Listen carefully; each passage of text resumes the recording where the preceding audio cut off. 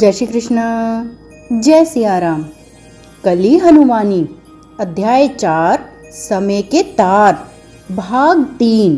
अभी तक हमने जाना कि चूंकि चंद्रा ने एक अद्भुत पुण्य का काम किया था, इसीलिए हनुमान जी उसके बच्चे की जान बचाने के लिए उपस्थित थे और उसके बच्चे की जान बचाने के लिए चंद्रा की आत्मा को, जिसका स्वामित्व 13 तारों पर था, 2 भागों में विभाजित करना आवश्यक था और इसके लिए उसके बच्चे की मृत्यु आवश्यक थी। और हनुमान जी के आग्रह पर पवन देव उसके बच्चे की देह को छोड़कर तुरंत चले गए और काम चलाऊ चिकित्सक ने उसके बच्चे को मृत घोषित कर दिया। इससे चंद्रा की आत्मा में द्वंद्व शुरू हो गया, जिसमें एक भाग ये मान चुका था कि उसके बच्चे की मृत्यु हो गई है, परंतु दूसरा भाग ये मानने को तैयार नहीं था। कुछ क्षण के इस अंतर्द्वंद के पश्चात जो उसकी आत्मा को 2 भागों में विभाजित करने ही वाला था कि वह हंसने लगी।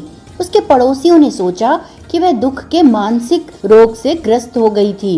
रो दे चंद्रा, रो दे, आपने अपना एक बच्चा खोया है, वह मर चुका है, रो दे, आंसुओं की बाढ़ बन जा, चिल्ला चिल्ला कर रो।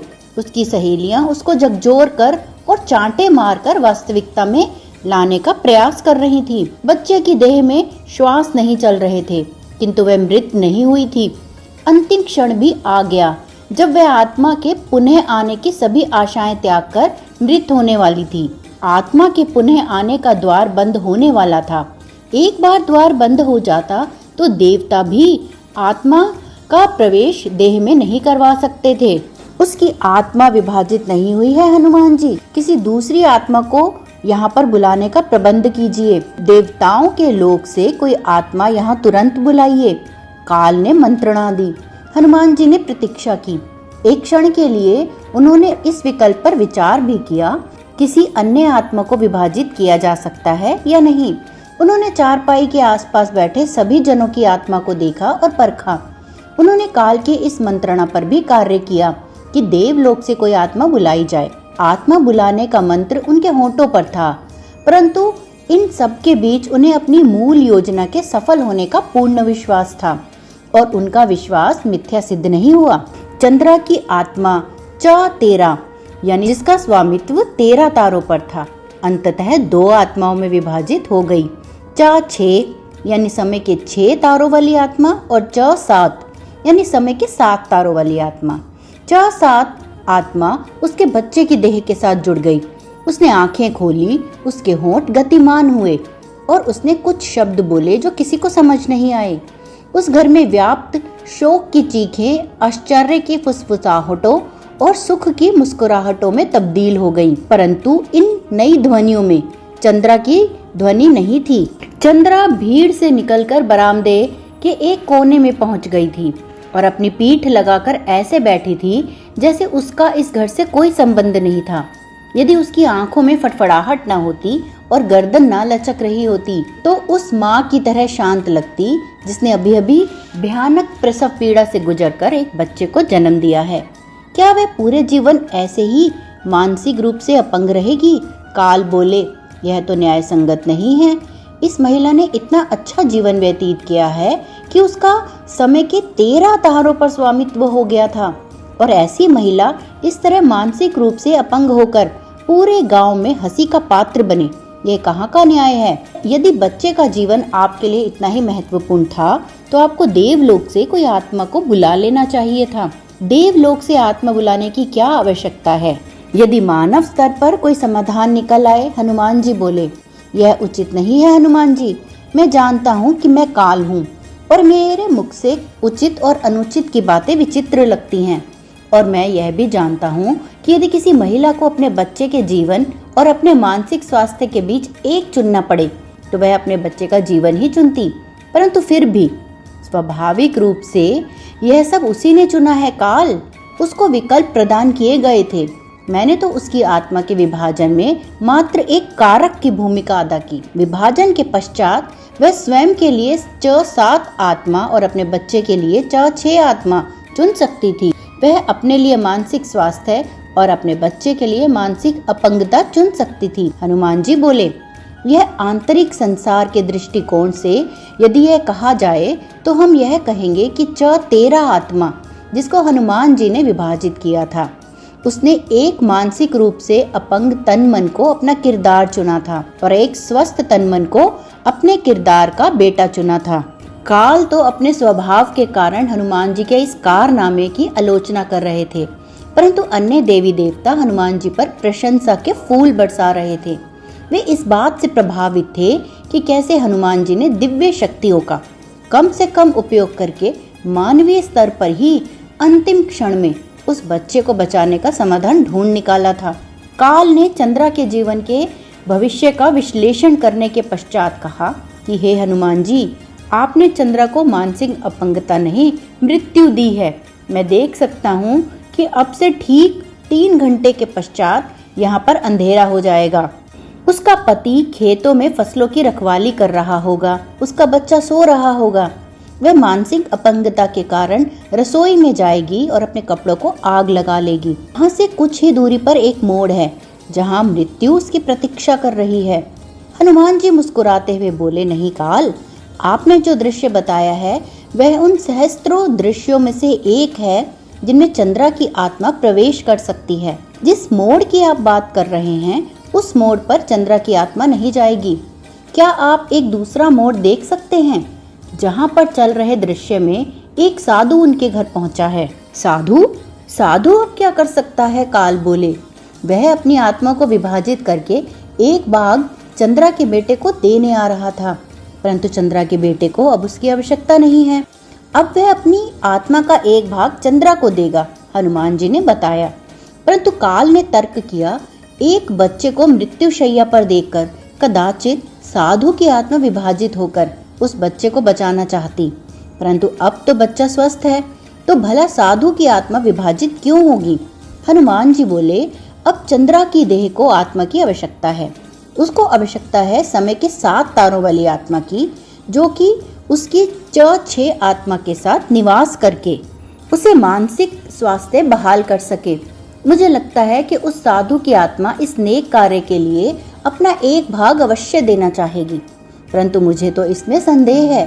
काल अपने चिर परिचित ढंग में बोले, हो सकता है कि आप साधु की आत्मा के विभाजन का कारक बन जाएं, परंतु आप विभाजित आत्मा के एक भाग को चंद्रा का किरदार जीने के लिए बाध्य नहीं कर सकते। इसके लिए साधु का चंद्रा से संयोजन आवश्यक है और वह संयोजन उत्पन्न नहीं कर पाएगा। हो सकता है कि यहाँ पर उपस्थित चंद्रा के पड़ोसी उस साधु को द्वार से ही लौटा दें। ऐसा है क्या? हाँ हनुमान जी, अगर साधु द्वार से नहीं लौटता तो भी उसके लिए चंद्रा के साथ संयोजन बिठाना असंभव होगा। यहाँ पर उपस्थित चंद्रा के पड़ोसी अपने अज्ञान भरे वचनों से उसके मन में अस्पष्टता के बादल पैदा करेंगे। यह गांव अज्ञानियों और घोर निराशावादियों से भरा पड़ा है। अज्ञानी भी ऐसे जो आत्मसंतुष्ट हैं, वे समझते हैं कि वे बहुत बड़े ज्ञानी हैं। जैसे ही वे साधु को देखेंगे वे उसको गाली देना शुरू कर देंगे। इससे साधु को कदाचित क्रोध न आए, परंतु चंद्रा का साधु के प्रति आस्था डगमगा जाएगी और बिना आस्था के साधु और चंद्रा के बीच संयोजन स्थापित नहीं हो पाएगा। मृत्युशैया पर पड़े एक निश्चल बालक के साथ संयोजन स्थापित करना एक अलग बात होती है। मैं जानता हूँ काल, हनुमान जी ने गहरी श्वास ली और बोले, परंतु चंद्रा कोई साधारण महिला नहीं है और वैसे भी इस समय उसके पास कोई मस्तिष्क नहीं है। जनता द्वारा बोले गए शब्दों का साधु के प्रति उसके व्यवहार पर कोई प्रभाव नहीं पड़ेगा। कुछ ही क्षणों में वह साधु चंद्रा के घर के द्वार पर पहुंच गया। उसे कुछ भी पता नहीं था कि उसके पैर उसे उस घर में क्यों खींच लाए थे जहां पर भीड़ जमा थी। उसकी आंखें दिव्य दर्शन लीला को तरस रही थी, परंतु अनायास ही उसके मुख से जो शब्द निकले थे वे एक भिक्षुक के शब्द थे। उसने भिक्षा में मांगा भी तो भोजन। जैसा कि काल और हनुमान जी ने अनुमान लगाया था, चंद्रा के बरामदे के सामने एकत्रित आत्मसंतुष्ट अज्ञानियों की भीड़ में से टिप्पणियां आने लगी। पहली टिप्पणी आई, कोई भी साधु सूर्यास्त के पश्चात भिक्षा नहीं मांगता, आप तो एक पाखंडी हो। उन मूर्ख पुरुषों में से एक अन्य ध्वनि आई, स्वादिष्ट भोजन करने का मन हो रहा है क्या? वास्तविक साधु केवल पत्ते खाते हैं और आपको स्वादिष्ट भोजन चाहिए, निकल जाओ यहाँ से। साधु धीरे धीरे बरामदे की ओर ऐसे बढ़ा जैसे कोई हाथी भेड़ियों के झुंड के बीचों बीच रास्ता बनाकर चल रहा हो। बरामदे के पास पहुंचकर उसने ध्वनि लगाई, यह भूखा साधु इस घर की स्वामिनी से भोजन की भिक्षा मांगता है। मूर्ख जनों द्वारा की गई टिप्पणियां तलवार की मार जैसी थी, परंतु साधु हवा की तरह था। जब मनुष्य में अहम समाप्त हो जाए तो गालियां उसके मन में बिना कोई चिन्ह छोड़े आर पार हो जाती हैं। यदि कोई गाली उसके बाहरी अस्तित्व की किसी परत पर चिपक भी जाती है तो वह इस आत्मज्ञान से तुरंत उतर जाती है कि यह बाहरी संसार केवल भ्रम है और कुछ भी नहीं। किसी भी आत्मा के विभाजन के लिए उसको दो ओर से खींचा जाना आवश्यक है। एक ओर से भावनाओं का अतिरेक उसे खींचता है और दूसरी ओर से परम सत्य। भावनाओं का अतिरेक उसे माया की ओर खींचता है और परम सत्य उसे दैवीय दिशा में खींचता है। हनुमान जी यह अपेक्षा कर रहे थे कि मूर्खों की भीड़ द्वारा दी जा रही गालियों से वह साधु अपमानित अनुभव करेगा और अपमान की भावना का अतिरेक उसकी आत्मा को विभाजित करने में सहायक होगा, परंतु वे जैसा सोच रहे थे वैसा हुआ नहीं। बरामदे में घुसने से पहले साधु ने अपनी दाईं ओर दृष्टि डाली तो उसे प्रकाश की एक आकृति दिखाई दी जो आंगन के उस भाग में उपस्थित थी जो खाली था। वह मूर्खों की भीड़ से निकलकर उस आकृति की ओर तेजी से बढ़ा तो ढलान के कारण गिर पड़ा। पीछे से उन मूर्खों ने पुनः टिप्पणियां शुरू कर दी, परंतु साधु का तन और मन किसी दैवीय शक्ति के वश में हो चुका था। जैसे ही वह उठा तो उसने एक दृश्य देखा जिससे उसकी देह ऐसे पिघल गई जैसे कोई मोम का पुतला पिघलता है। अब उसे लग रहा था जैसे वह कोई मानव नहीं अपितु प्रकाश की एक आकृति है। पीछे दीवार के पास लगे हुए चारा काटने के यंत्र का पहिया ऐसे प्रतीत हुआ जैसे वह काल का पहिया हो। अंधेरे से भी अधिक काला उस यंत्र के पास वह आकृति खड़ी थी जिसको देखने के लिए उसकी आंखें वर्षों से तरस रही थी, और वह आकृति उस यंत्र की ओर मुख करके ऐसे खड़ी थी जैसे उस यंत्र से कोई मंत्रणा कर रही हो। धीरे धीरे वह आकृति स्पष्ट होती गई। एक क्षण के पश्चात वह साधु उस आकृति यानी कि हनुमान जी के चरणों में साष्टांग प्रणाम कर रहा था। बंद करो यह तंत्र मंत्र, आप किसके चरणों में पसरे हो? पाखंडी कहीं के, खड़े हो जाओ और घर से बाहर निकल जाओ। मूर्खों की भीड़ में से आ रही आवाजें साधु को पुनः सुनाई देने लगी और चारा काटने की मशीन के पास खड़ी आकृति उसको दिखाई देना बंद हो गई। स्वप्न प्राय अधूरे रहते हैं, परंतु उसने जो दृश्य देखा था वह पूर्ण था और परम आनंदमयी था। वह स्वप्न नहीं था। उसकी चिरंजीवी देह देव हनुमान जी से मिलने की इच्छा अंततः पूर्ण हो गई थी। वह मुस्कुराते हुए खड़ा हुआ और सीधे बरामदे की ओर चला। वह जानता था कि वह किसी दिव्य कार्य के लिए वहां पर था, परंतु वह यह नहीं जानता था कि कार्य क्या है, और उसे यह जानने की इच्छा भी नहीं हुई। उसके पैर यदि उसको मृत्यु के मुख में भी ले जाते तो वह भी जाने के लिए तैयार था। देवी, उसने चंद्रा को संबोधित किया। चंद्रा को उसकी सहेलियों ने बलपूर्वक चारपाई पर बिठा रखा था और उसके हाथ में पानी का एक पात्र पकड़ा था। साधु ने सोचा कि वे महिलाएं कोई कर्मकांड कर रही थीं। वह नहीं जानता था कि चारपाई पर लेटा बच्चा कुछ क्षण पहले मृत घोषित हो चुका था और उसकी माता अब मानसिक रूप से अपंगता को प्राप्त हो चुकी थी। वे महिलाएं कोई कर्मकांड नहीं कर रही थीं। यह सोचकर कि चंद्रा सदमे के कारण अपना मानसिक संतुलन खो बैठी थी, उसकी सहेलियां उसे यह दिखाने की चेष्टा कर रही थी कि उसका बच्चा स्वस्थ और जीवित था। चंद्रा ने पागलों की तरह अपना सिर लटकाया और रिक्त भाव से साधु को देखा। यदि कोई वानर ऐसी प्रतिक्रिया देता तो देखने वाले उसे न केवल साधारण मानते अपितु उसमें मनोरंजन भी ढूंढ लेते, परंतु वही प्रतिक्रिया एक वयस्क महिला दे रही थी तो अन्य मनुष्य उसे मानसिक रोगी समझ रहे थे, परंतु साधु ने उसमें एक बालक जैसी निर्मलता देखी। आप मुझे इस घर की माननीय स्वामिनी लग रही हैं, साधु चंद्रा को संबोधित करते हुए बोला। क्या मुझे खाने के लिए कुछ मिल सकता है? मैं समीप के जंगल से भटकते हुए यहाँ आया हूँ। स्वामिनी, चंद्रा अपने सिर को विचित्र तरह से घुमाते हुए बोली। उसने एक क्षण अपने बच्चे की ओर देखा और थोड़े से अंतराल के पश्चात आंखें बंद करके उच्च स्वर में हंसी निकालते हुए वही शब्द दोहराया, स्वामिनी। उसका बच्चा डर गया और रोने लगा। चंद्रा की सहेली ने चंद्रा का हाथ पकड़कर उसे एक ओर किया और स्वयं उसके स्थान पर बैठ गई और उसके बच्चे को शांत करने लगी। चंद्रा के पति ने साधु से निवेदन किया कि हे श्रीमान, यह हमारे लिए उचित समय नहीं है, कृपया आप कुछ समय पश्चात आना, समय सदा उचित होता है। चंद्रा की ध्वनि में ये ज्ञान भरे शब्द गूंजे। वह बरामदे के दूसरे भाग में पहुंच गई थी जहां पर रिक्त स्थान था। वहां पर उसने एक चटाई बिछाई। कुछ पल पश्चात वह साधु उस चटाई पर बैठ गया। उसने सोचा कि यह चटाई उसी के लिए बिछाई गई थी। चंद्रा रसोई में गई और भोजन ले आई। उसके होंठ लगातार चल रहे थे और वह बुदबुदा रही थी, मैं स्वामिनी नहीं, मैं तो बंजारन हूँ। किसी और को चाहे वह पागल लगे, परंतु साधु को उसके व्यवहार में एक भव्य निष्कपटता अनुभव हुई। वहां पर उपस्थित अन्य जन यदि अंधेरी रात थे तो चंद्रा सुबह की किरण। अन्य जन जहां झगड़ालू और आलोचनात्मक थे, चंद्रा उनके विपरीत बिल्कुल दिव्यता की मूर्ति थी। वह जो कुछ भी बोल रही थी उसमें परम ज्ञान का अमृत था। एक आत्मा बंजारन की तरह ही तो होती है, जो एक दृश्य से दूसरे दृश्य में भ्रमण करती रहती है। केवल अज्ञान आत्मा को यह भ्रम कराता है कि वह नश्वर जीवों की स्वामिनी है। नहीं नहीं, चंद्रा बच्चे की भांति अपने ही किसी प्रश्न का उत्तर देती हुई रसोई से आई और भोजन साधु के पास रखी एक मेज पर रख दिया। उसने साधु को कुछ संकेत किया जो किसी की समझ में नहीं आया और तत्पश्चात वापस दौड़ती हुई रसोई में चली गई। साधु अब मेज के पास खड़ा प्रभु की यह अद्भुत लीला देख रहा था। हाँ, चंद्रा पुनः अपने किसी प्रश्न का उत्तर देते हुए रसोई से आई और कुछ और मेज पर रख दिया। मैं बंजारन हूँ, मैं भोजन की भिक्षा मांगती हूँ, आप स्वामी हैं।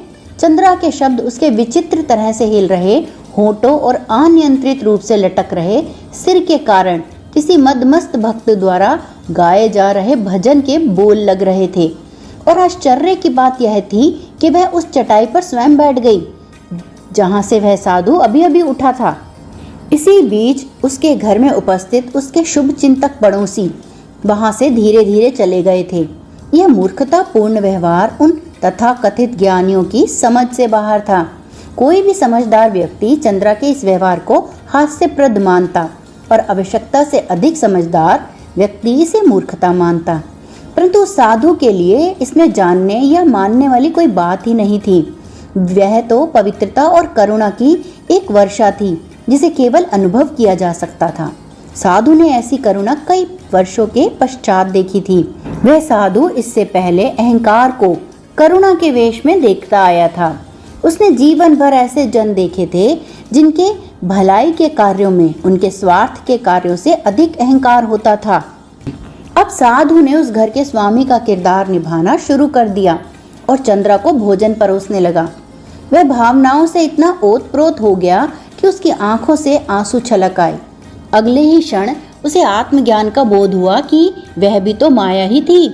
माया के पास किसी आत्मा को खींचने के लिए दो रस्सियां होती हैं, नकारात्मकता की रस्सियां और सकारात्मकता की रस्सियां।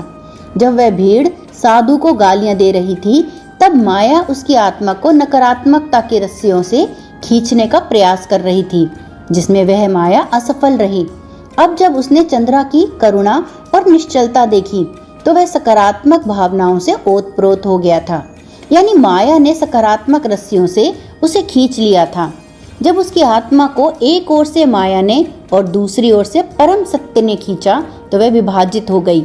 यानी उसकी आत्मा सा 14 यानी जिसका समय के 14 तारों पर स्वामित्व था, वे 7-7 तारों वाली 2 सा-7 आत्माओं में विभाजित हो गई। उनमें से एक चंद्रा के किरदार के साथ जुड़ गई और दूसरी उसके साथ ही रही। अब चंद्रा के किरदार के साथ 2 आत्माएं जुड़ गई थीं, चा 6 और सा 7। जब 2 आत्माएं एक किरदार के साथ जुड़ती हैं तो दोनों कुछ समय के पश्चात शून्य में लीन हो जाती हैं, यानी जीवन और मरण के चक्र से मुक्ति पा लेती हैं। यह प्रक्रिया एक से अधिक जीवन भी चल सकती है। चंद्रा का देहावसान होने के पश्चात उसकी आत्मा को अगला जन्म लेने में समय लगा। उसका कारण था कि उसकी 4-6 आत्मा की जो जुड़वा 4-7 आत्मा थी, वह उसके बच्चे के किरदार के साथ जुड़ी थी। जब तक वह बच्चा बूढ़ा होकर प्राकृतिक रूप से मृत्यु को प्राप्त नहीं हो गया, तब तक वह बिना कोई नया जन्म लिए सपनों के संसार में दृश्य जीती रही। अब वह मातंग समाज में ऊर्मी के रूप में पैदा हो चुकी थी। अब भी उसकी 2 आत्माएं हैं, 4-6 और 7-7। उसकी 4-6 आत्मा की जुड़वा आत्मा 4-7 जो पिछले जन्म में उसके बच्चे के साथ जुड़ी हुई थी, अब रवि नामक एक किरदार से जुड़ी हुई है, जो मातंगों के जंगल से बहुत दूर किसी नगर में रहता है। यानी उसके पिछले जन्म का बच्चा अब रवि नाम के एक मनुष्य के रूप में पैदा हुआ है। उर्मी और रवि इस जन्म में लगभग एक ही आयु के हैं। उर्मी को पढ़ने वाले दोरों का कारण है उसकी 4-6 आत्मा की 4-7 आत्मा से मिलने की गहरी इच्छा। उर्मी इस जंगल के एक पेड़ के नीचे विश्राम कर रही है, जबकि रवि सैकड़ों मील दूर अपने कार्यालय में कार्य कर रहा है। इन्हें मिलवाना आवश्यक है, तभी उर्मी के दौरे सदा सदा के लिए समाप्त हो सकते हैं। हनुमान जी ने अब उर्मी के बीमारी का कारण और उसका निवारण दोनों ही ढूंढ लिए थे। अब अगले अध्याय में हम देखेंगे कि हनुमान जी क्या करते हैं।